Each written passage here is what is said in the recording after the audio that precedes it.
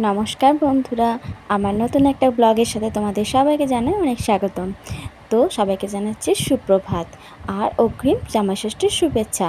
তো আগের দিনকে দেখো, জামাইষষ্ঠীর দুদিন আগে এখানে খুব বৃষ্টি পড়ছিল, তখনই ক্লিপটা নেওয়া হয়েছিল। তো তোমাদেরকে সেই ক্লিপটা দিয়েই শুরু করলাম ভিডিওটা। সাথে মাছ মাছ কেন, আমাদের পুকুরে তো জানো যে কোনো অকেশনে মাছ ধরে, তাই জামাইষষ্ঠী উপলক্ষে এই মাছগুলো ধরা হয়েছে। আর এখানে প্রায় 3.5 কেজির ওপর মাছ আছে। মা সেই মাছগুলোকে ভালো করে বেছে ধুয়ে দিয়েছে, আর আমি সেই মাছগুলো দিয়ে ডিম পেয়েছিলাম মাছের ভেতরে, সেই মাছের ডিমের বড়া ভেজেছি। আর গরম গরম তো খেতে খুব দারুণ লাগছিল।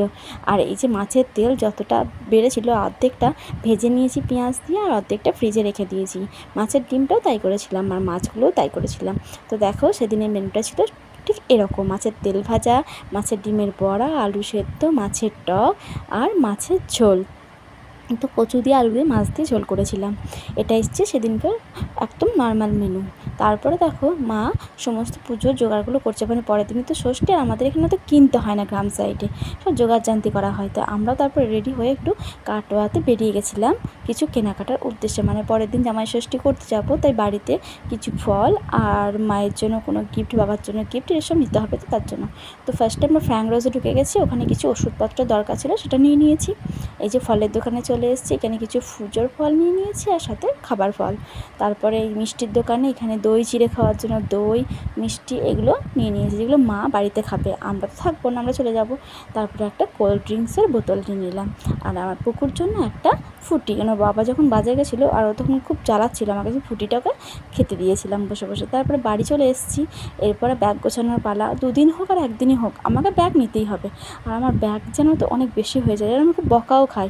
আমার মতো কার কার হয় এরকম বাচ্চা হয়ে যাওয়ার পরে এত পরিমাণ ব্যাগ? আমার ছেলের জন্য এই জামাটা আমার মা দিয়ে পাঠিয়েছে, এটা হচ্ছে ওর জামাই ষষ্ঠীর গিফট। এরপর আমি আমার আলমারিটা গুছিয়ে নিলাম বার করে। পরের দিন সকাল সকাল উঠে পড়েছি একদম 5:30। মা এদিকে পুজোর জোগাড় করছে, আর এদিকে ঠাকুরমশাই আমাদেরকে ফোন করে জানিয়ে দিয়েছে যে 7টার মধ্যে চলে আসবে।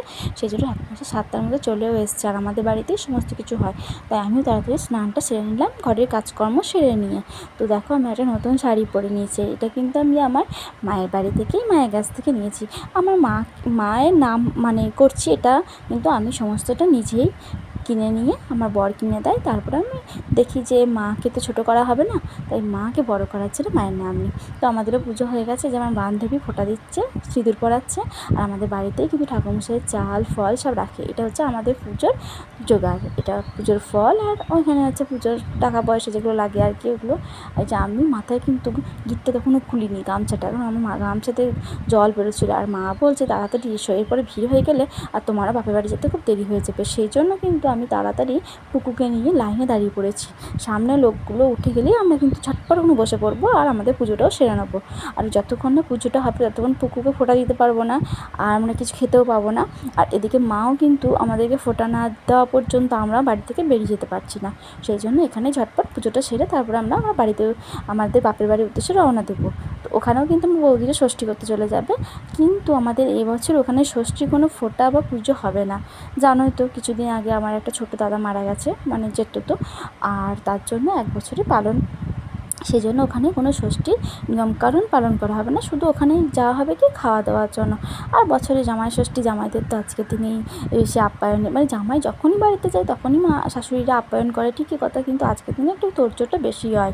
তো সেই জন্য আমার বড় আজকের থেকেই জামাই ষষ্ঠী করতে আমাদের বাড়ি যাবে।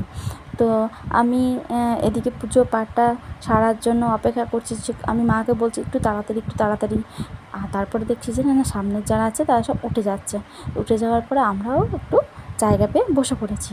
বসে পড়ে তো উপায় নেই, ঠাকুরমশাইয়ের পাশ দিয়ে এপাশ দিয়ে ওপাশ দিয়ে, মাথার ওপর দিয়ে, মাথার নিচে দিয়ে, মানে যে যেখানে পাচ্ছে ফলের ডালা এটা ওটা ধরিয়ে দিচ্ছে। আর আমাদের পুজোগুলো ঠাকুরমশাই তখন খুব দেরি করছে। আর তার জন্য আমি ঠাকুরমশাইকে বলছি, আমাদেরকে কি দেখতে পাচ্ছেন না পুজো দেওয়া? তো এখানে আমাদের কিন্তু একটাই ষষ্ঠীতলা, এই গোটা গ্রামের ভেতরে এই ষষ্ঠীতলাতেই সবাই মানে আসে পুজো দিতে। আর এবছর ষষ্ঠীতে কিন্তু নতুন নতুন অনেক জামাই এবছর এখানে প্রতি বছরই দেখতে পাই। যে মা আমার ছেলেকে ফোঁটা দিয়ে দিল, আমার বরকে দিয়ে দিল, এবার আমাকে দিয়ে দিল। আর আমিও কিন্তু মা বাবাদেরকে ফোঁটা দিই। এটা আমি ছোটো থেকেই করি। মাকে, বাবাকে, শাশুড়িকে, শ্বশুরকে, আমার মানে ননদের মেয়ে যেটা আছে নন্দা মণি, তাকে তো যদি কাছে পেলাম তো ভালো, না পেলে আমি দরজায় ফোঁটাটা দিয়ে দিলাম ওর জন্য। আর সাথে আমার বাবা মায়ের ফোঁটাটাও দরজাতেই দিলাম, কেন এবছর ওরা ফোঁটা নিতে পারবে না।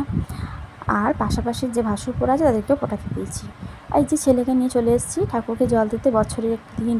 আর জানো তো যেগুলো অকেশনের দিন হলে আমি কিন্তু ঠাকুরকে সেবা দিই। তো আমার ঘরের ঠাকুরকে সেবা দেওয়া হয়ে গেছে, এবার আমি আমার কালী মন্দির মায়ের কাছে এসেছি।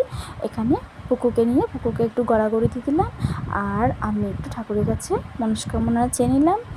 সবাই এই জামাই ষষ্ঠীর যে মানে ষষ্ঠী তো মা ষষ্ঠীর কাছে চাওয়া হচ্ছে সব বাচ্চাদেরকেই তার মায়ের কোল আলো করে বড় করে তুলুক।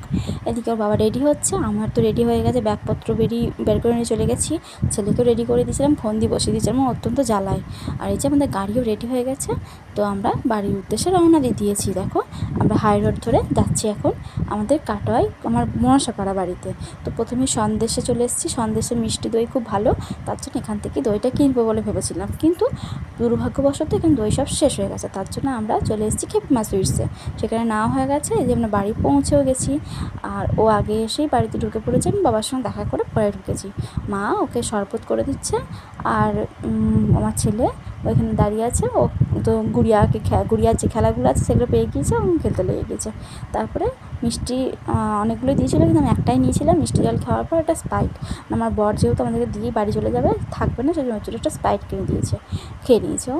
এরপর আমি ড্রেসটা চেঞ্জ করে নিলাম, কারণ গরমে অত শাড়ি টাড়ি পরে থাকা যায় না, তাই ড্রেসটা চেঞ্জ করে নিয়ে আমি একটু ছোলা চিজকি খেয়ে নিলাম। আর এই যে এই ফলমূলগুলো আমি নিয়ে গেছিলাম, আর এই আমার বৌদি ঘুগনিটা বানিয়ে দিয়ে গেছে। দই, আমরা দই নিয়ে এসেছি, মিষ্টি নিয়ে এসেছি, একটা দুধ, আমাদের বাড়ি থেকে দুধ নিয়েছিলাম, আর চিড়ে। আমি দেখি আমার মাকে আমি যতটা পারি হেল্প করলে মায়েরও অনেকটা সাশ্রয় হয়, সেই জন্য আমি কিন্তু সব কিছু বাড়ি থেকে গুছিয়েই নিয়ে যাই, আর আমার শাশুড়িও কিন্তু গুছিয়েই দেয়। তারপরে এই বিকেলের দিকে একটা কোল্ড ড্রিঙ্কস আমিও খেয়ে নিলাম। তা অনেক ঘাম হচ্ছিলো, তার জন্য আমি একটু চান করে নিলাম, চান করেও তো উপায় নেই, সেই ঘামই হয়। তারপরে ড্রেসটা চেঞ্জ করে নিলাম এক জায়গায় যাবো বলে। তো তার জন্য চলে এসেছি আমার পিসিমণির বাড়ি। তো ওখানে মিষ্টি খেতে দিয়েছি পিসি, আর পিসে বসে অপারেশন হয়েছে, তাই আমরা দেখতে গেছিলাম সেদিন। এটা আবার পিসির ছোটো একটা রুম, আর পাশাপাশি দুটো রুম আছে, একটা বড়দার রুম আর একটা পাশে ছোট্টার রুম আছে। তো পিসির বাড়িতে আমাদেরকে দেখিয়ে দিলাম। এবার আমরা বাড়ির পথে রওনা দিয়ে দিয়েছি। বাড়িতে আসার পরে কিন্তু সেদিনকে একটা বড় দুর্ঘটনা হয়েছিল। আমার ছেলে আমার মা দুজনেই ওই যে গড়ানটা আছে ওখানে গড়িয়ে পড়ে গেছিলো, তো অনেকটা খুব একটা ভালো বিপদ হয়নি। তার পরের দিন সকাল সকাল উঠে পড়েছি, আর সকাল সকালই রান্নাটা চাপাতে হবে, কারণ আজকে আমার বর খাবে না, আগের দিন খাইনি। এটা মাছের টক, আমাদের পুকুরে যে মাছ ধরা হয়েছিলো সেটাই মা দিয়েছিল, তাই টক করে নিয়েছিলাম। আর এদের চা বসানো হয়েছে। আর এই দেখো একটা দস্যি ছেলে প্রতিদিন 3:30টার সময় ওঠে, তাই এখন দুপুর করে ঘুমাচ্ছে। আর এদিকে আমি একটা ঘর পরিষ্কার করে নিলাম, আর চাটা হয়ে যাওয়ার পরে আমি বাবাকে চা দিতে যাচ্ছি বাবার কাছে। মানে বাবার যে দোকানে থাকে ওই ওপরে, আর কি বাবা নিচের বাড়িতে থাকে না, ওপর বাড়িতে একটা দোকান করে দেওয়া হয়েছে, আগে ভিডিওতে বলেছিলাম, সেখানেই বাবা থাকে। তো ওখানে বাবাকে চা দিয়ে আসলাম। বাবার চাটা কিন্তু পছন্দ হয়নি, মানে বাবা একটু কড়া চা খায়, তো সেটা দেখে দিল।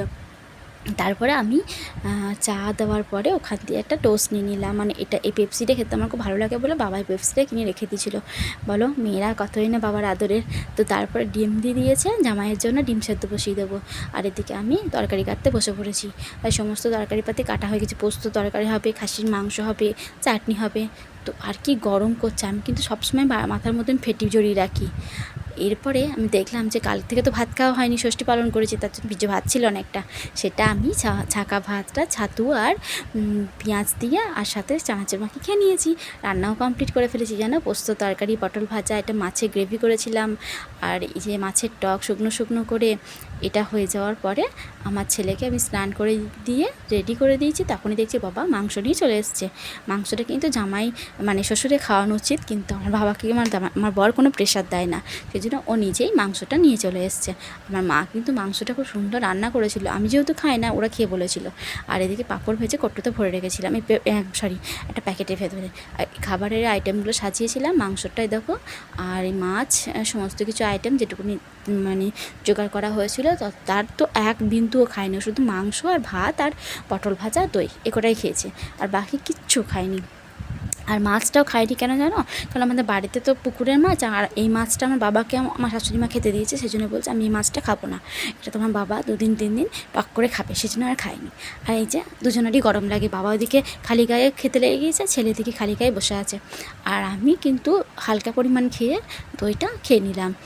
এবার হচ্ছে বাড়ি যাওয়ার পালা, মানে সেদিনই আমি বিকালবেলা বাড়ি চলে এসেছি। এই শাড়িটা কিন্তু আমি আমার মাকে গিফট করেছি জামাই ষষ্ঠীতে, মাকে এই শাড়িটা আমি দিয়েছি।